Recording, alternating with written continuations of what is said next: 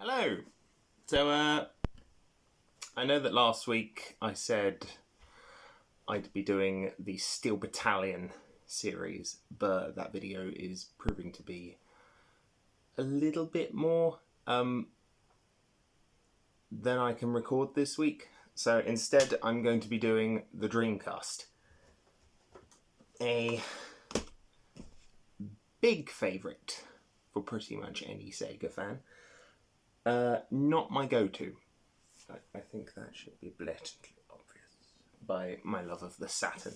But it's still a very solid console with a lot of really solid games on it. But I guess I'll just start with kind of why I own a Dreamcast in the first place. If you've been on the retro gaming side of the internet at all over the last, what have you been doing now? 15 years. 16, coming up to 16 years. You'll have watched Happy Console Gamer, or have heard of him, at least. Johnny is a big inspiration for this show, quite frankly. And his first major video of his I watched was The Dreamcast Rocks, because I was kind of looking into it around the time. I was looking into getting a Dreamcast for myself. I hadn't even heard of the Saturn. I was big into like Xbox 360 and original Xbox and GameCube more so than I was anything else. Then I started delving into games as a whole. And my local town game shop had a bunch of Dreamcast games for like £1, which I know, crazy, considering the price of some of these bloody things nowadays. But that kind of led me to go, is any good? I wonder. Had a quick search on YouTube and I found Johnny's video and it kind of sold me on the console. I don't regret getting a Dreamcast. I do enjoy it. It's just, its controller, man. Its thumbstick is very loose on every Dreamcast controller I have, and there are many. There are many in my collection. Not as many visual memory units, which is a pretty cool little addition for the console itself. Kind of showing off little animated pictures of whatever game you happen to be playing, or usable in games for a whole variety of things, especially Sonic Adventure, which, as you may know, I'm a big Sonic fan. And one of these days I will do a Sonic video. I think that'll be a lot of fun. But today, it's just going to go through my not insubstantial number of Dreamcast games and just kind of see if there's any that take your fancy, if there's any that kind of, you know, bring up memories or stories or whatever. And yeah, I think this will be a fun video. So let's get started. I am going to start with my repro section because there are many games on the Dreamcast that either weren't released or have random ports or just were way too expensive to justify the asking price. Speaking of, Rez. I first saw Rez for the 360, to be fair. Played about 5 minutes of the trial version and thought it was solid. Then I discovered there was a PAL. I don't know if it's PAL only. It might be PAL only, actually. Might be PAL only. The PAL only version of Rez. Looked into it. I was like, oh, that looks interesting. Oh, that's a couple £100. I'm not going to buy that. So I just bought a repro version. Couple of Half-Lives. There is another one, actually. I've got the main Half-Life port. I bought this from a guy called Sega Mega Mods about 10 years ago. The Half-Life port, the infamous Half-Life port, in that it is janky, slow, doesn't load very well, doesn't run very well, and had Blue Shift as an exclusive add-on before they then ported Blue Shift to PC.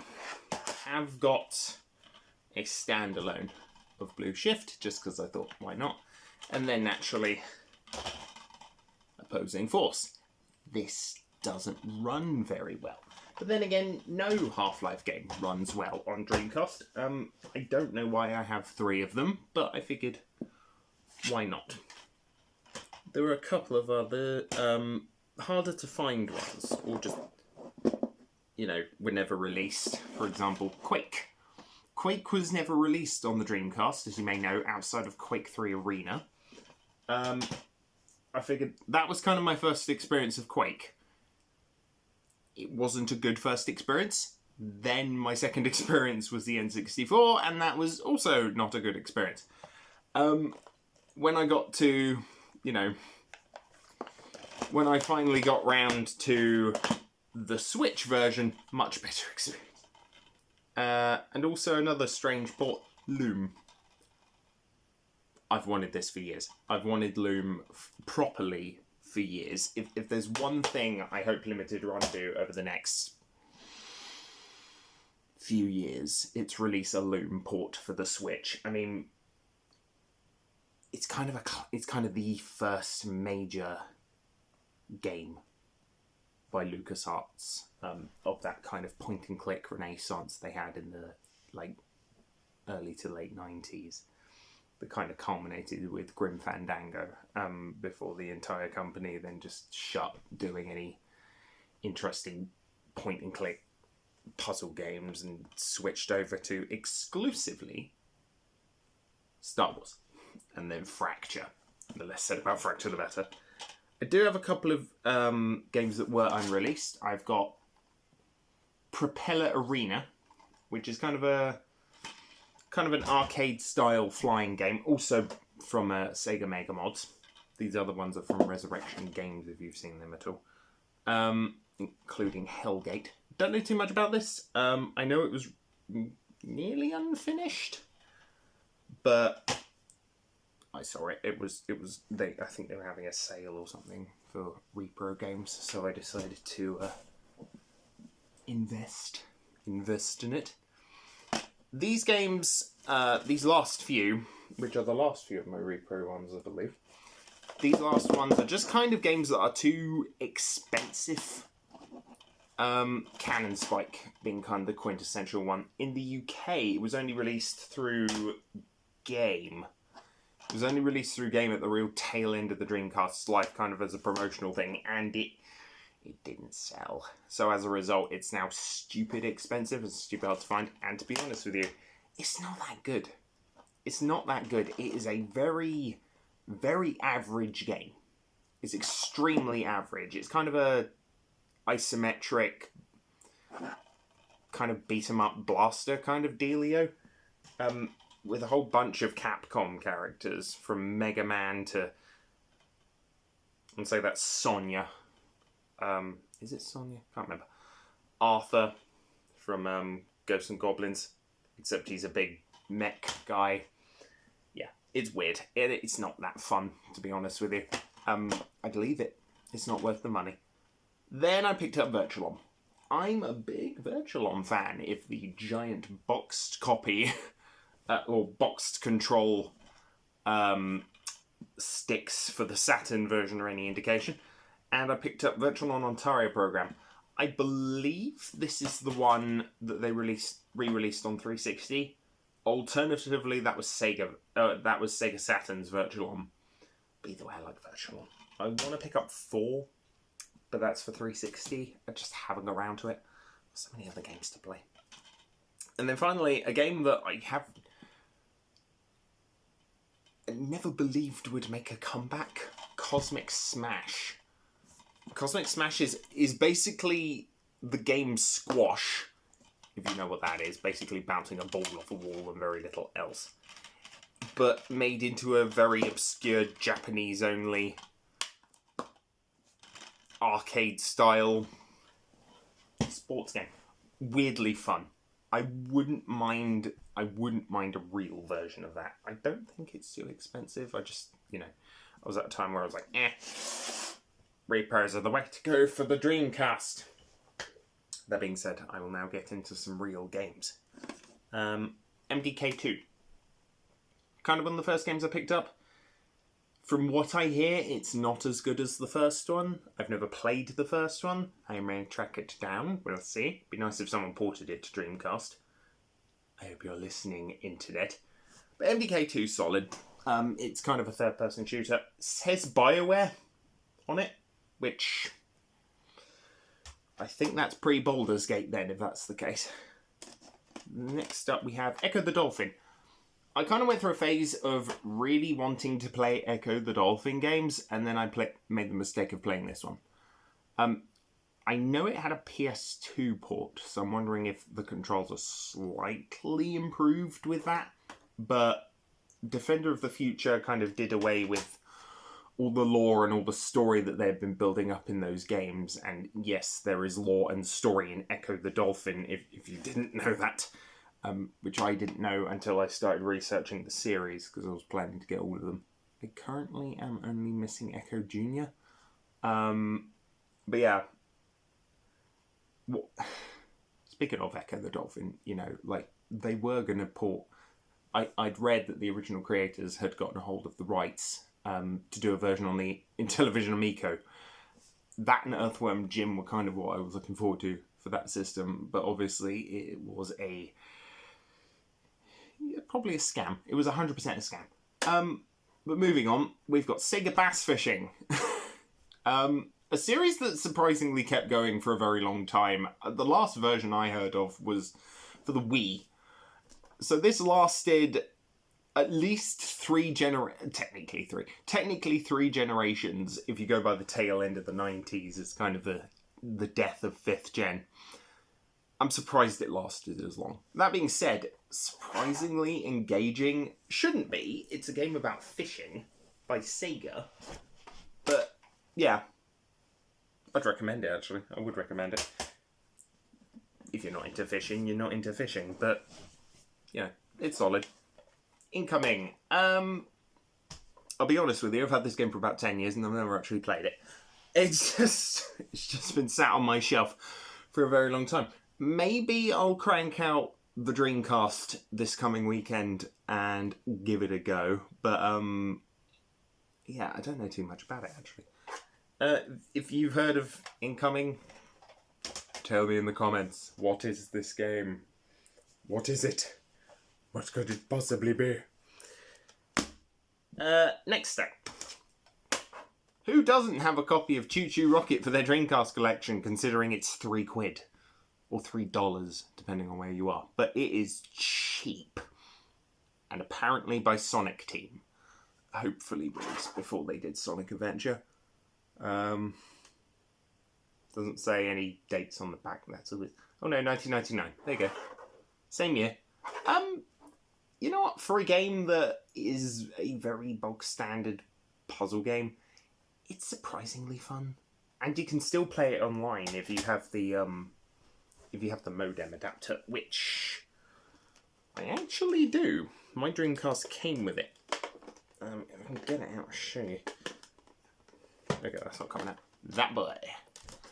You can plug an Ethernet cable into the back of the Dreamcast and still use it online if you know what you're looking for and know what you're doing. I never have, so maybe I should. Especially with some of the games I own. Like Starlancer. A sort of prequel, sort of loosely attached game to Freelancer, which was a huge game by Mr. Chris Taylor? I think it's Chris Taylor, who's currently working on Star Citizen. So if you've bought into Star Citizen, that's part of the origins alongside Wing Commander. It's okay. I haven't played too much of it, but for most retro consoles, I like to own a space sim. It kind of all started when I got Star Control 2 for the 3DO, and then I became obsessed with getting stars for getting space sims for old consoles. Moving on from my weird obsession with space sims on old consoles, Dead or Alive 2. I think I have the original on.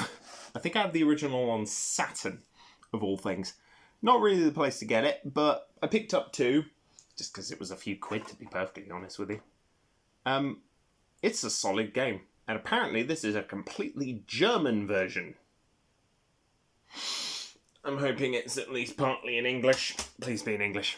I haven't actually got around to playing it.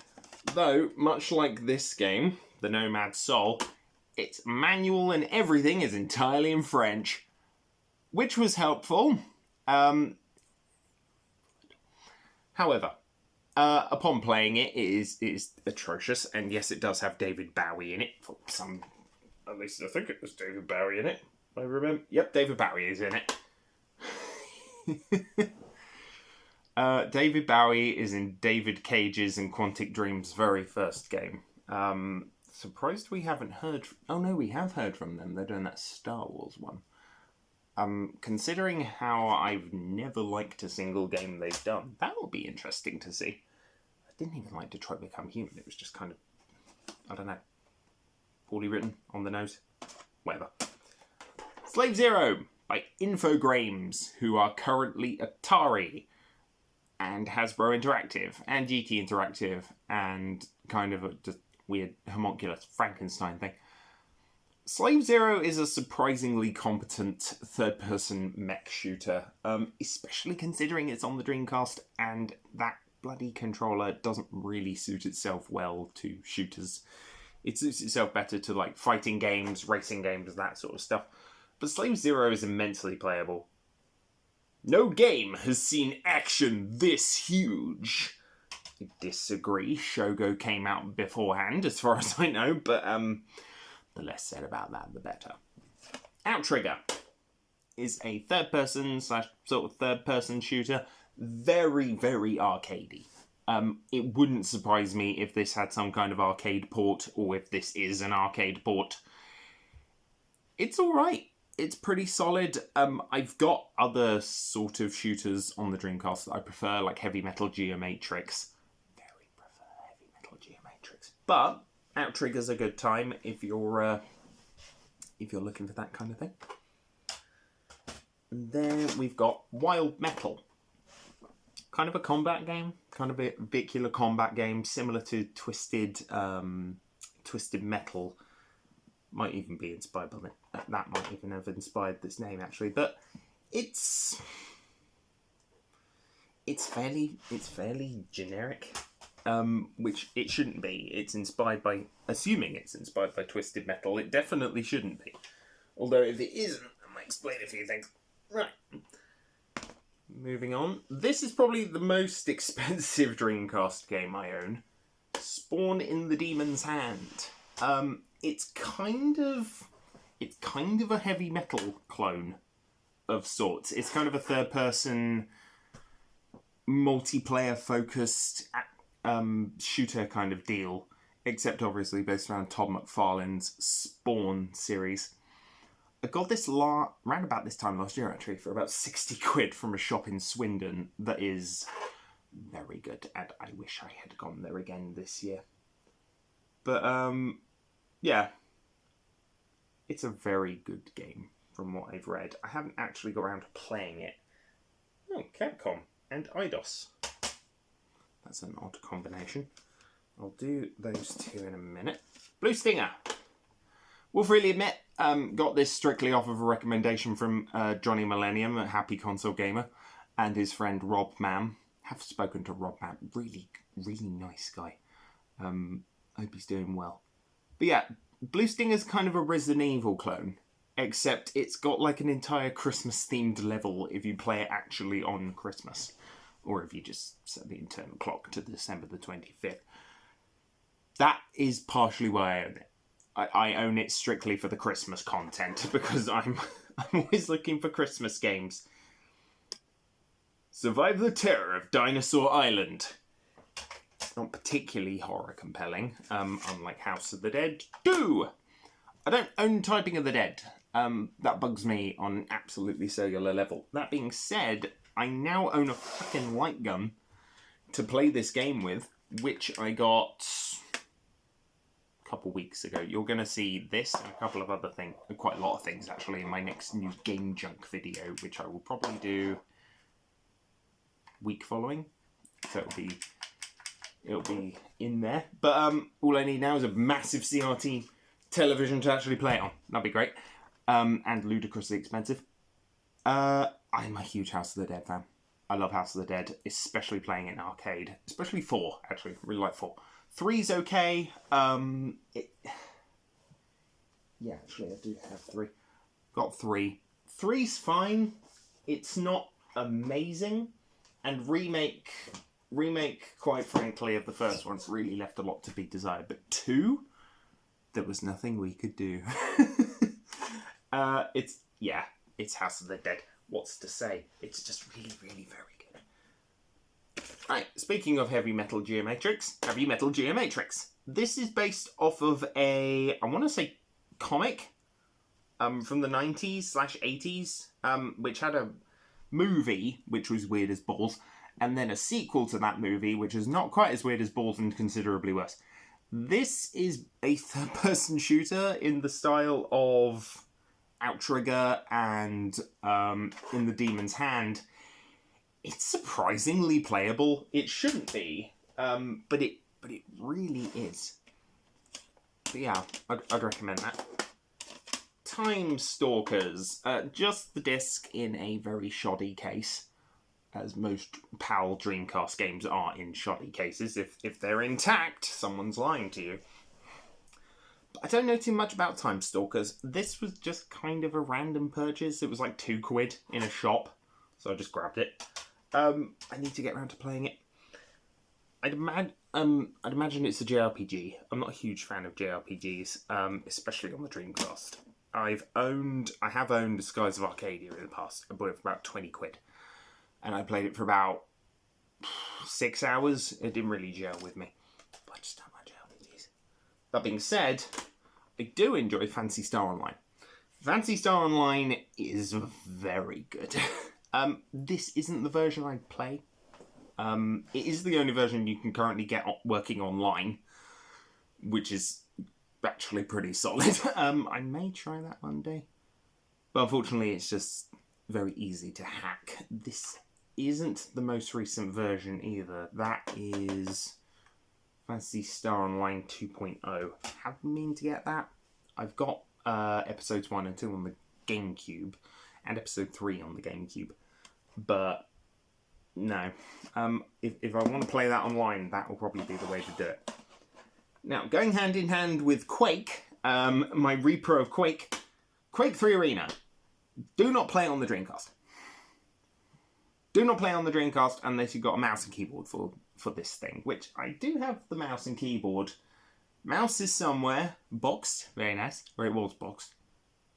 Must still be boxed.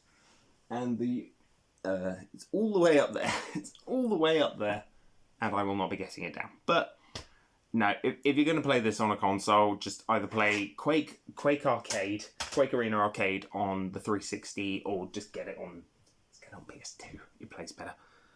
Same goes for Unreal Tournament, which I don't think I have, and maybe I should get. Then again, I got it on PS2, so there's no point. Shadow Man. Well, yeah, Shadow Man. It's not my cup of tea. I do have Shadow Man Remastered, strictly because I hate to say it, I like most things Acclaim did. I like the sheer insanity of it. Also, Turok is just fantastic. I love Turok. Except Evolution. Evolution was terrible. And I do have the sequel to this game on PS2. Maybe I'll go over that one day. But, yeah. Again, it's much the case of this is not the best way to play Shadow Man. The best way nowadays is to play Shadow Man Remastered. Like, get it on the Switch, get it on Xbox, get it on PS4. It's on pretty much most current systems. What isn't, however, is Virtua Fighter 3rd. I think that's 3rd. To be fair, looks like 3rd. So, Virtua Fighter 3rd. I'm a big Virtua Fighter fan. I am. I own 1, 2, Remix. I got 4 a few weeks ago. In fact, that might even be on this stack of PS2 games I'm using to hold up the Dreamcast, as a bit of dramatic irony. Which, if you've played Sega Gaga, you'll know exactly what I'm talking about. But, yeah, I love Virtua Fighter. I'm very bad at fighting games. Very, very bad at fighting games. But Virtua Fighter is one that I just find immensely charming. I haven't actually picked up 5 yet. I feel like I should have done, to be fair. And then I'd have all of them, which is nice. That being said, my favourite games in that particular series have to be, like, absolutely have to be 2 and Fighters Megamix. I know Fighters Megamix isn't technically part of it, but it is still a very solid game. Now, this one's missing the front case, but I will show you anyway. Power Stone 2. I'm a massive Power Stone fan. To the point where I have considered getting the PSP version. I wish they ported that to GameCube. It feels like this series in particular just feels like kind of a GameCube game. Kind of like Evolution Worlds and Skies of Arcadia Legends. They feel like games that really should have just been GameCube ones. But yeah, I mean, a really solid kind of 3D arena style fighter from Capcom, and its even better sequel. I mean, I love Power Stone. I always play as Jack for reasons that only a few people will know why. He's a bit mad, but he's a lot of fun. Speaking of fighting games, Soul Calibur. I got a few of these. I've got a few Soul Caliburs. I think I've got 2 on like 2 different systems. I got it on GameCube strictly so I can play as Link, and I have it on 360. But not on 360. Though I should do. I mean, you can play as... Oh no, PS3 actually. PS3 version if you want to play Vader nowadays. But yeah. Soul Calibur's a very solid series. It's just a game series I'm very, very bad at. I think they did a new one. Well, they did like Soul Calibur... No, that's Soul Calibur Legends on the Wii I'm thinking of. Bad game. Bad game. Could have been better, but bad. Mr. Driller. It's the son of Dig Dug, which, if you didn't know that, I would forgive you, but it is the sequel to... It's a sort of spin-off series of Dig Dug. If you played the Dig Dug game on the Nintendo DS, which is something I desperately need to get my hands on, Mr. Driller will flat out show up in it and be like, "Oh, I have to look after my dad because he's not doing very well since I basically became a much more popular series." Surprisingly competent puzzle game. Not something I've played too much of. I did look into Mr. Driller Land on the GameCube, but never really got around to getting it. The toy games. Toy Racer, which is fine. It's a bog standard racing game. And Toy Commander, which is a vehicular combat one. These are okay. They're not brilliant. They're very much, run-of-the-mill C-level schlock. But they are okay. Probably the first major Tomb Raider game I actually owned. Not the first major one I played. That would be Legends on the Wii, which put me off the whole series for years. Because I didn't know how to use a Wii's controller most of the time. Laura was running around like this, guns in the air. But she doesn't do that in Last Revelation, thankfully. I think one of the better Tomb Raider games, wasn't quite killed by Core and IDOS until Angel of Darkness. Do you know what? I own as well. Bad game. Good tie-in song, though.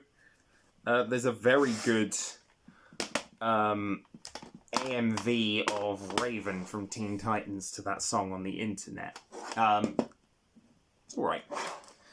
Silent Scope.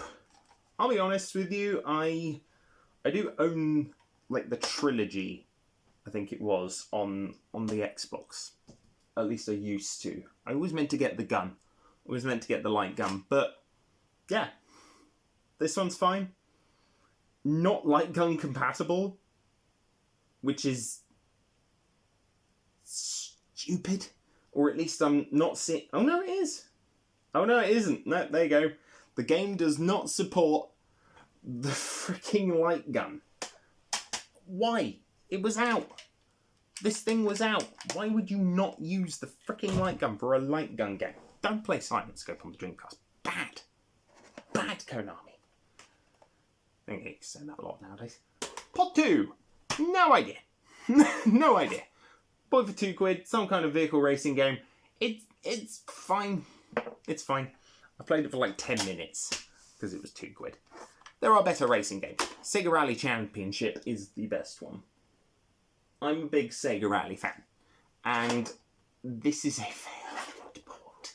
A very good port of a Sega Rally game. Sega Rally 2.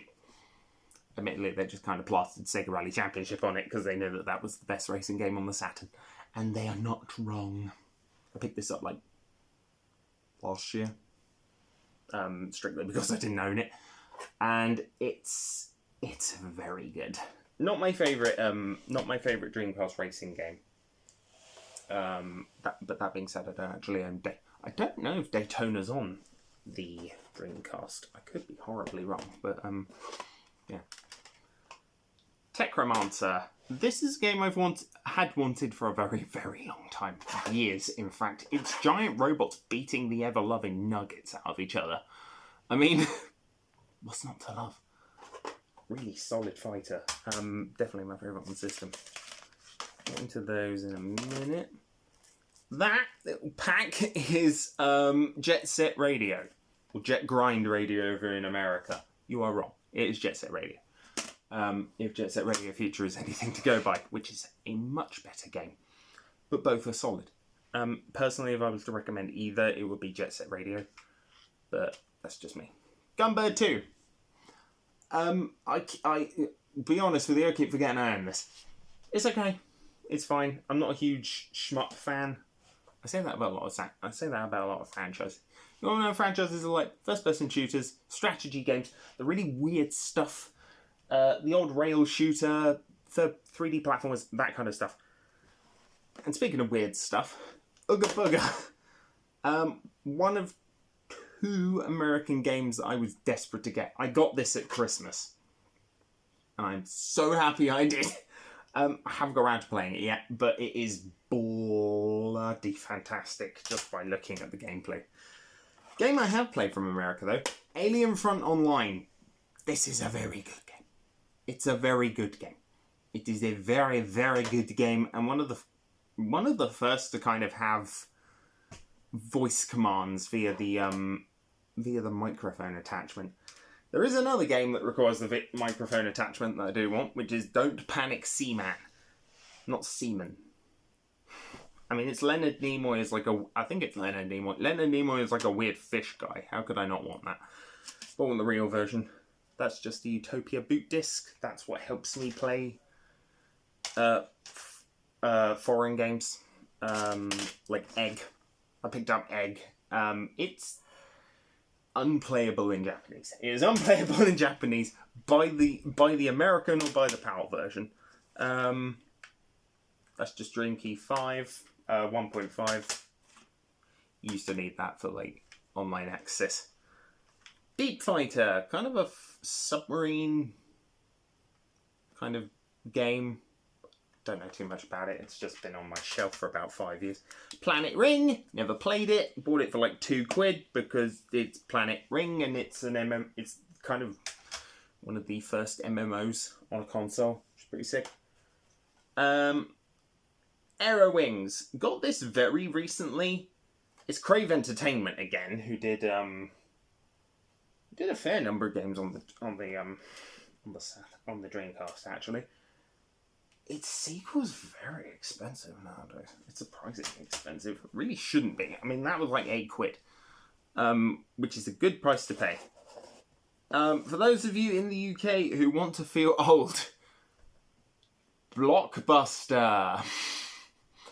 Games to rent. There used to be a Blockbuster about a half an hour walk from where I lived, and they would often have just random tat in their bins for like a couple £, and this is Crazy Taxi.